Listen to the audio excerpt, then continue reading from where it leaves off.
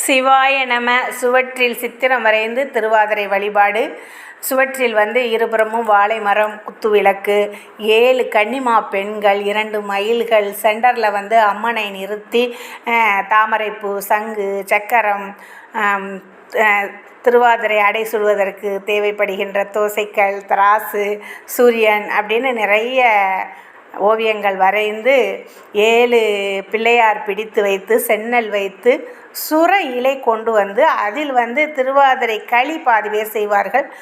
நகரத்தார்கள் இந்த அடையை வைத்து அன்னம்பாளிப்பு செய்து இறைவனை தரிசனம் செய்வார்கள். சிதம்பரம் செல்லாமல் வீட்டில் இருந்தபடியே இறைவனை நினைத்து இந்த வழிபாடு இல்லங்களில் நடைபெறும். இது சுமங்கலி பெண்கள் அனைவரும் வழிபாடு செய்ய வேண்டிய ஒரு முக்கியமான வழிபாடு. இந்த வழிபாடு